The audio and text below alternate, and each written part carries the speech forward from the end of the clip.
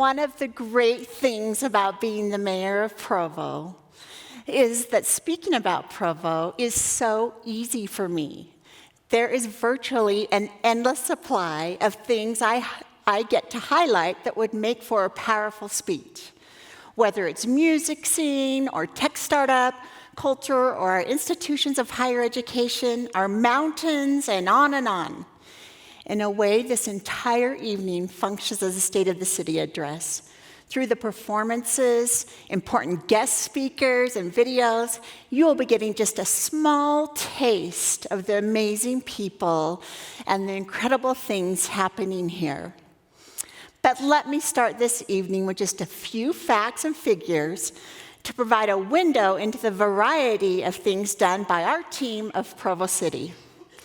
During this last year, we widened and improved 1.9 miles of the Provo River Trail. We gave 400 shade trees to residents. We filled 489 potholes, handled 6,335 customer service calls in Spanish, poured 37,500 square feet of sidewalks in your neighborhoods, participated in an investigation that seized 300,000 fentanyl pills, circulated over 1.6 million books and other items at our library, and welcomed our 1 millionth passenger at the new Provo Airport Terminal.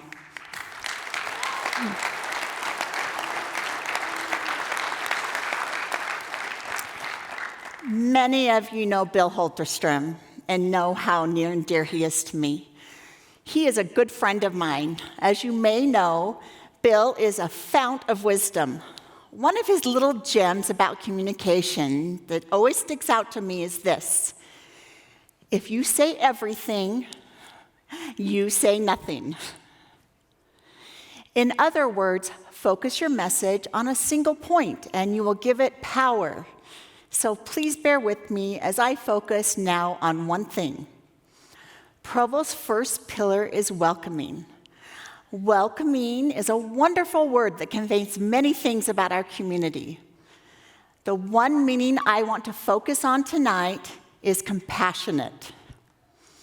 Part of what makes Provo welcoming is the fact that Provo residents are compassionate. Very often, Provo residents have banded together to get compassionate work done. In 1967, some of them founded Community Action Services and Food Bank. Last year, here are some of what Community Action accomplished. 3.7 million pounds of food received and distributed. 100 evictions prevented through rent or utility assistance. 1,250 nights of homeless sheltering provided. 52 households moved from homelessness to permanent housing. Another organization formed here in the 1960s was Wasatch Behavioral Health, which provides mental health and behavioral services to low-income individuals and families. Last year, they provided 58,335 bed days of service to those in need. For clients who refuse shelter, team members go out in the streets seeking to make sometimes daily contact with each individual face to face. In 1971, a Provo City Commission founded the Provo City Housing Authority, which owns or manages 395 housing units at 33 different sites in Provo. These units provide housing to low-income families and individuals. The Provo Housing Authority also administers 883 rent vouchers, which allow low-income families to rent from private landlords. If you look countywide at this type of affordable housing, over 60% of it is being offered right here by the Provo Housing Authority in Provo. For over 25 years, Provo City has also been running down payment assistance programs. To date, we have helped over 1,181 families achieve home ownership. In 1998, local residents formed the Food and Care Coalition, which provides meals and housing and wraparound services. They even provide free dental care and haircuts. Recently, they opened a brand new housing facility here in Provo featuring 72 one-bedroom units for those who are ready to transition to a better life. Overarching the host of services provided in Provo is the wonderful United Way organization. Through the help of the United Way, these various independent groups work cooperatively together. They meet regularly as a part of the organization they call the Continuum of Care to streamline services and prevent duplication. A number of Provo City employees, including Police Chief Troy Beebe, are involved in this regular coordination. It is not uncommon for this group to spend time discussing a single individual, trying to ensure that that person has just what they need to advance in life. Recently, a separate and exciting new program was launched here in Provo, as shown in this video.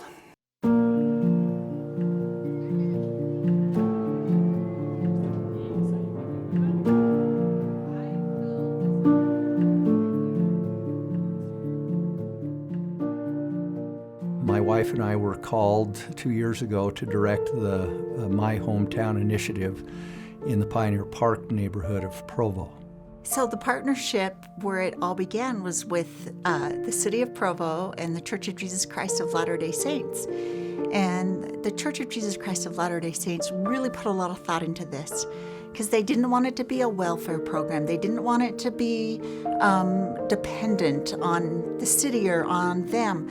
They really put a lot of thought into, they wanted the people in the area to be lifted so that they could lift their neighbors. And the concept of that, of getting outside, getting to see their neighbors that they hadn't met or maybe hadn't had an opportunity to, working in their yards to uplift their homes and their neighborhoods. And that was the whole vision. We teach 3 language classes. We teach a basic computer course and financial management. Our biggest class is English as a second language. I think because of this community is about 60% Hispanic. We currently in this session have over 150 students taking English as a second language. My name is Erika. I am learning English and 4 months. Yes. Vinimos a Provo porque teníamos un conocido que necesitaba nuestra ayuda, así como nosotros necesitábamos la de ellos. El inglés ha ayudado muchísimo a mi familia porque, pues para nadie es un secreto que debemos comunicarnos, ¿no? Para un desarrollo, para sencillamente vivir. When in my job, when I working, they put me on service, and I said to my boss, "Hey, but my English is not good. It's terrible." January, I'm start to study here in my hometown. English with a very good teacher. The first day when I take the class with them, they say something I never forget. It's, you're gonna make a mistake. Don't worry about that. Everybody do mistakes. But if you don't take these mistakes, you can raise it up, improve your English. So they changed me one chip inside my mind. I said, okay, it's gonna start. We're gonna start to talk in English.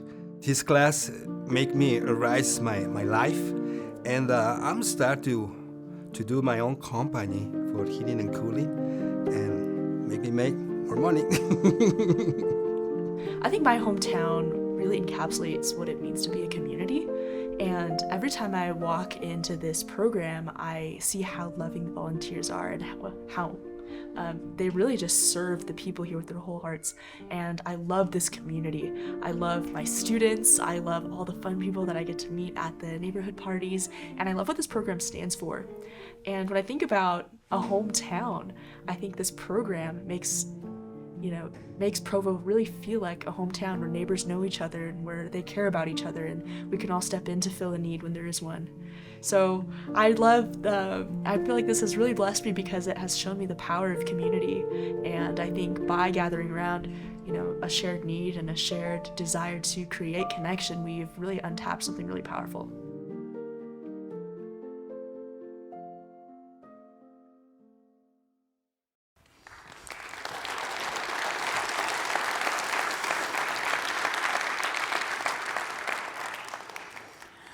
I'd like to ask some people to stand now. So, if you're with Community Action, please stand. Now stay standing. We're going to get some more. Stay standing, and let's add anyone from Wasatch Behavioral Health. If you're here, please stand. The Food and Care Coalition. Is anyone here from the Food and Care Coalition? How about, yay. Oh, how about the Provo Housing Authority? How about, there we go. How about the My Hometown program?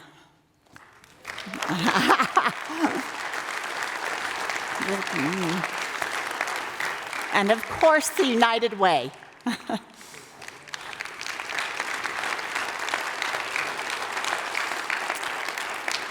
I also want to recognize our Provo police officers and firefighters. They are often the ones on the street handing out hotel vouchers or otherwise guiding people to help. They report that there has never been a night when they couldn't offer people a place to stay warm and get a good night's sleep. They are strong, but they are also compassionate. If any of you are here tonight, please stand so that we can say thank you.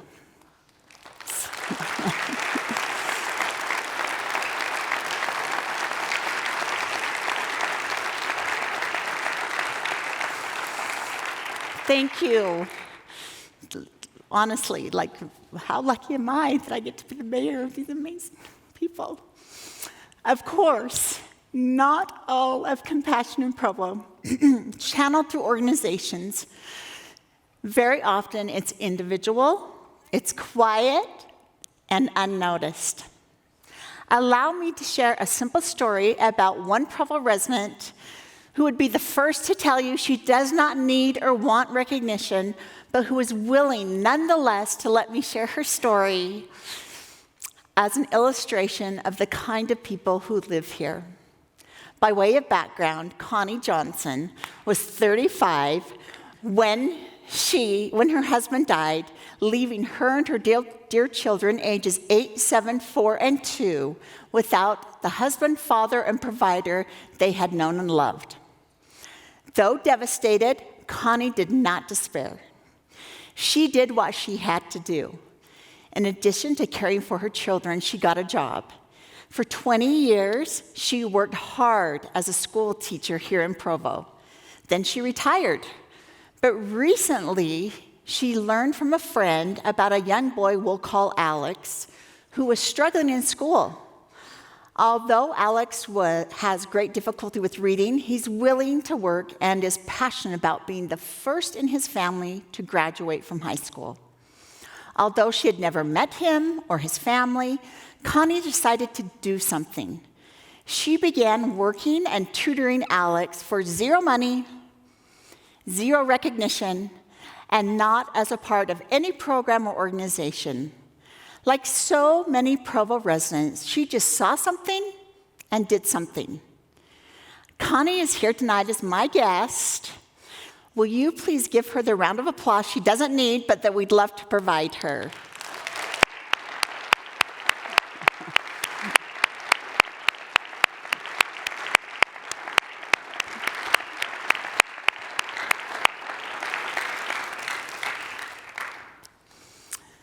As a visual symbol of the many acts occurring around us, just like Connie's, or just like those from the organizations I've highlighted, acts of compassion, acts of service, acts that are designed to lift others.